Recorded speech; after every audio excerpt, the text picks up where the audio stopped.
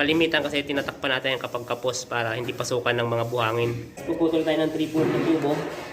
Gagawin natin pang coupling doon sa ating dugtungan. Sulat ko siya guys, oh. Sa 1/2 na tubo, diretso mo doon. Oh, natanggal. Tapos, para mag-lock, ibalik mo lang siya. Yan. Matapang siya para kapit na kapit. Yan yung solusyon sa ating mga additional na mga outlet. Then ginawa natin ng panibagong home run. Good morning mga ka-freelance. Ayan, dito tayo ngayon sa Cavite. So kakapasok lang natin ng gate papunta doon sa ating project. So papasundo lang ako doon sa aking kasama na may motor kasi medyo malayo ito pag nilakad. And may bit-bit tayong armas guys kasi mabubutas tayo mamaya ng flooring. So ayan mga masters, nandito na tayo sa ating project. Ayan, may tiles na dito sa ground floor.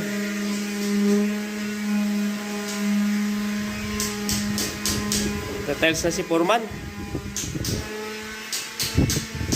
Ayan, yung sa akin dyan, puputas muna ako siguro para sa mga riser net yung aking mga home run at ang panel board. Then yung para sa 3-way butasin ko na rin.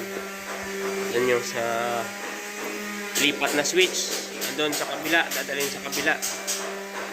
Ito rin. So ayan ang ating mga problematic na mga gagawin. Unahin ko muna sa second floor. Shout out sa ating mga magigiting na mga kasama dito. Uy, naayos nila yung hagdan.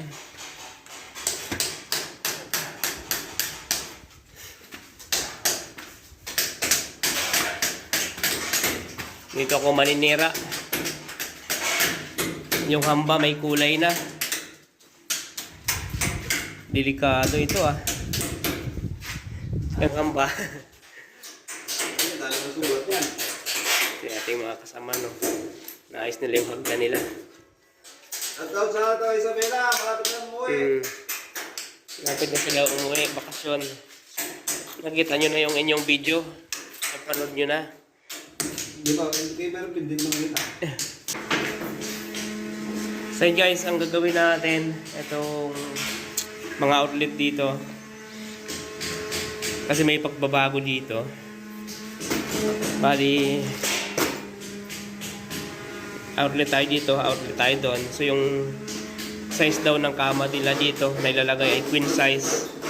Kasi yung headboard ng kama dito. Then trace ko muna yan kung magagamit ko pa yung tubo para hindi na ako masyadong mag-tik-tik kung sakaling pwede ko pang magamit ito. Then ayun, may ano nga doon, may isa din outlet. Dito ay maglalagay din ako ng outlet. Natakpan na at namasilyahan na rin ng ating painter. Ito dito. Pero ito dito, yan, sabi ko, ano lang nila, tira na open ganito. Kasi may bubutas pa ako dyan, papunta dun sa third floor. So yan yung mga ihahabol ko. Yung ito, dito ako dadaan, riser, pababa sa ground floor. Then packet sa third floor ay dito. Tatabi ko dito sa switch. Dito yung outlet siguro ay ito. As is na yan. Yan na yung outlet nya. So trace ko na lang yung mga wire dyan kung ano, okay siya. Kasi may ano na to, may GI wire na. Ito ay may tatagos ako dyan sa kabila dito. May outlet dito. Ito yung para sa 3-way switch papuntang ground floor. Buktasin ko yan sa flooring. Doon yan pag-akyat ay pailawin niya to. Then yung ano dito, may ilaw din to dito. So yun ang ating gagawin ngayon. Uunahin ko to para doon sa ground floor. Pag naiabang ko na yung mga riser ko, ay pwede na nilang takpan yung kisame.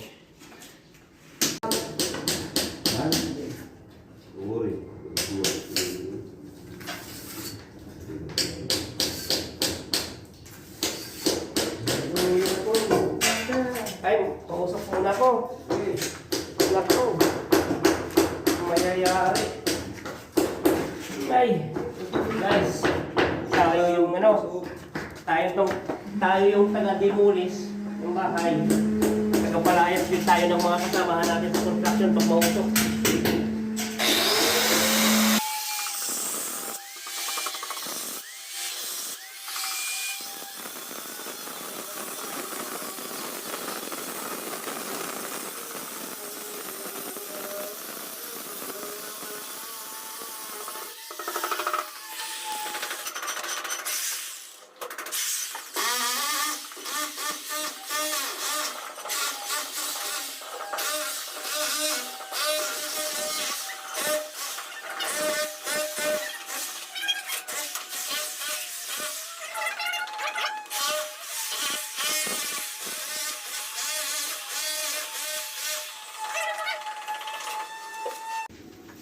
Butas na guys, yun o. So, may plywood pa yan dun sa ilalim yung purma hindi nakuha. So ayan mga master, ito po yung mukha ng ating binutas na slab para doon sa abang ng traveler ng ating 3-way switch. So lalagyan na lang yan ng tubo papunta doon sa may gilid ng pinto pagpasok ng entrance.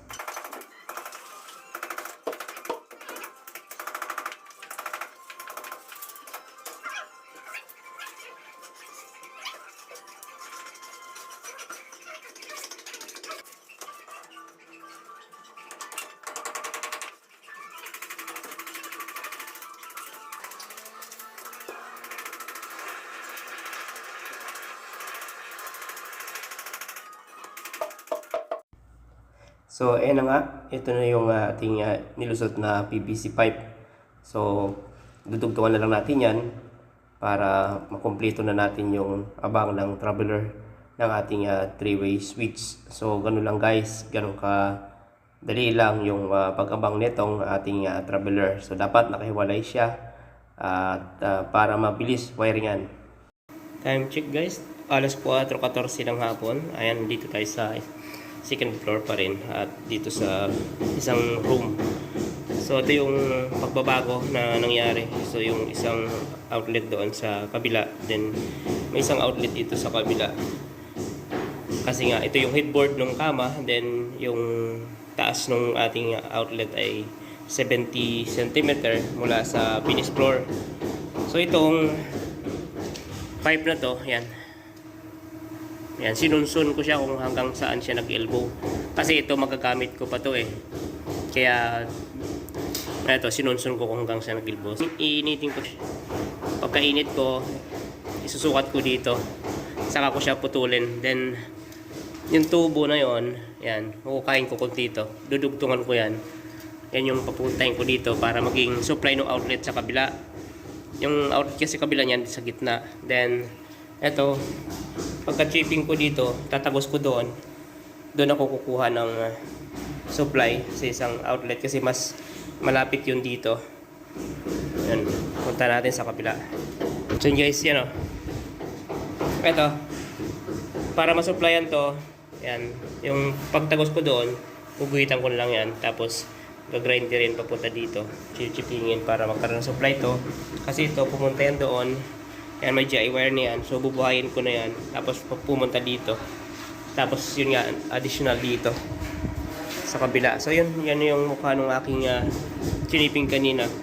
Para sa 3-way switch nitong ilaw natin dito sa hagdan. Yan, dito. Tapos, yung ating mga riser, binutas natin dito. So, meron akong pinailbong isang pipe. At yan ano na ito, supply nitong mga outlet dito. So, meron pa akong outlet doon na isa, additional yun. So, baka itong padidiretsuhin ko doon. Then, babalik siya sa supply dito. Then, ito na nga siya. Ayan, tatlong 3-port Ang dadalhin niyang mga ano niyan, mga load ay water heater ng third floor, aircon ng third floor at aircon nitong second floor. Then itong water heater din ng second floor. Tapos yung sa lightings, yan dinala ko dito yung line to line. Ito na yung 1/2 na yan. Diyan siya mag-home run. So ibig sabihin nun, diyan dadaan yung kanyang wire papunta doon sa panel board o pupunta doon sa circuit breaker. Then dito sa taas, yan, magbabox ako dyan. Tapos yung aircon nitong second floor, yan, magtatagos ako dyan ng isang 3/4 na tubo. Isasabay ko yung sirkito ng aircon na to, second floor, then aircon ng third floor. Then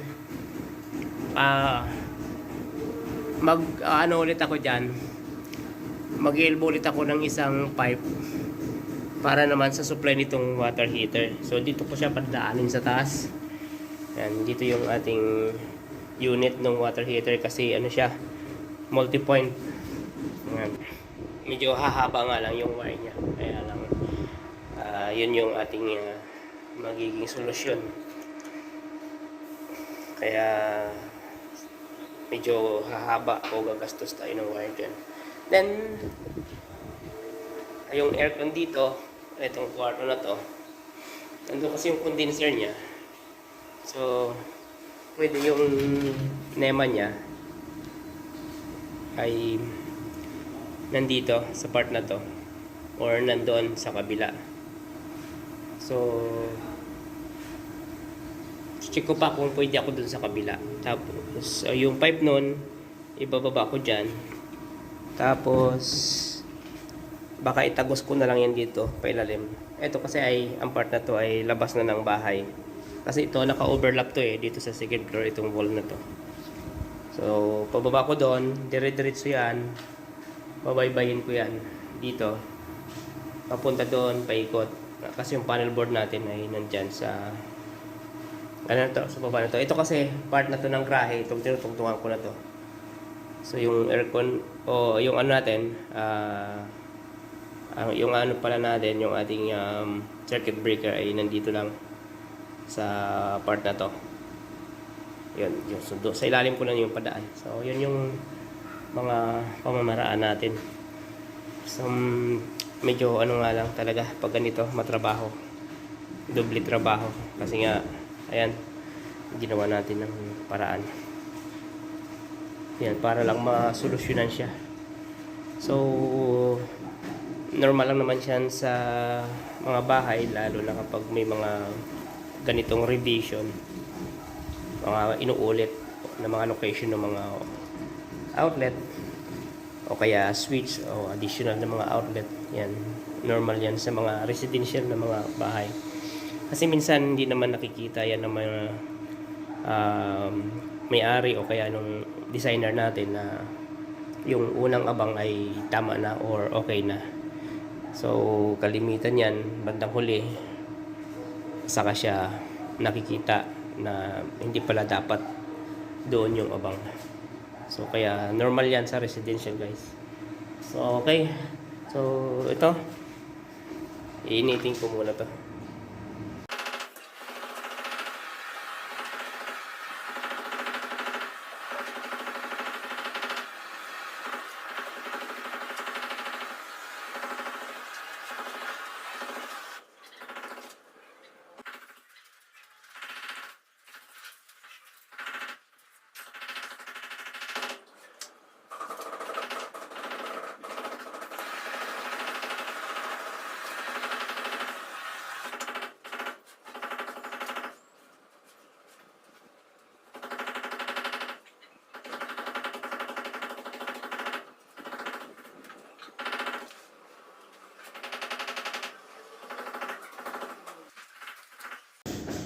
So yan na, guys, nalipat na natin.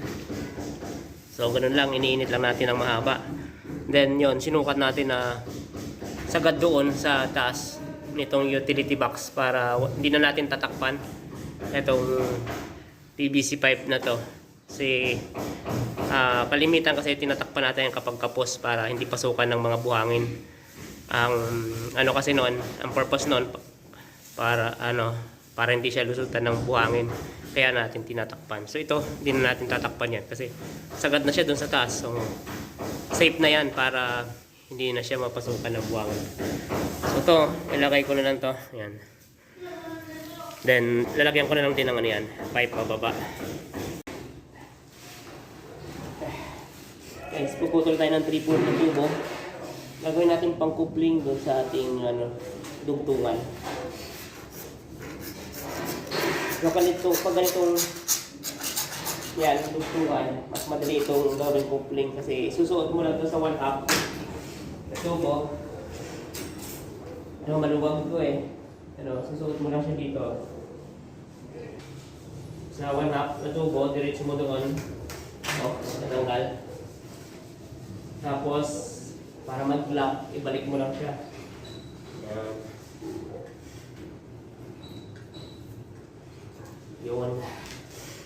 Pupukpukin mo siya para pumasok ng maputi. Pag medyo tapos pa. Yan, okay. So, dahil, yung ating tubo kasi ay hindi sila nagkatugma ni tuwid. Kaya to, umangat. Kaya kailangan initin natin yan dito. So, ang pag-init niyan, dito banda. Saan siya umangat. Kasi simulang umangat. Dito natin initin. Yan. Okay na. So, ganun lang guys. So, as simple as that lang siya. Okay. So, simintuhan na lang natin yan.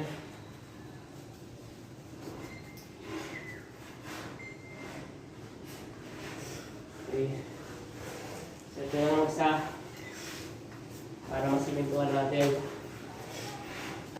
So, guys, meron tayong konting natitirang simento dito. So, itapal na lang natin yan. So, lasing ko na kasi kaya sinimot na lang natin to. So, babasain muna natin yung ating pagkatapalan.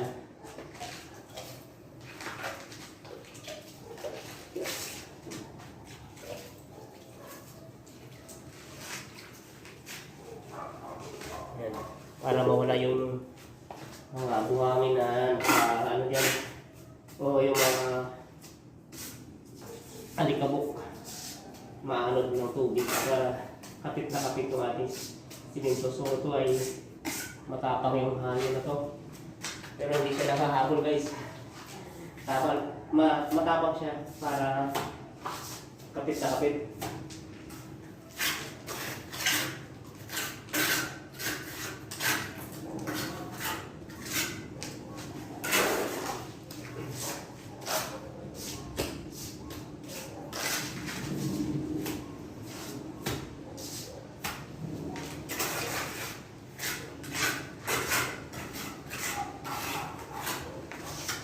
Itong iba, bukas na natin sa para niya.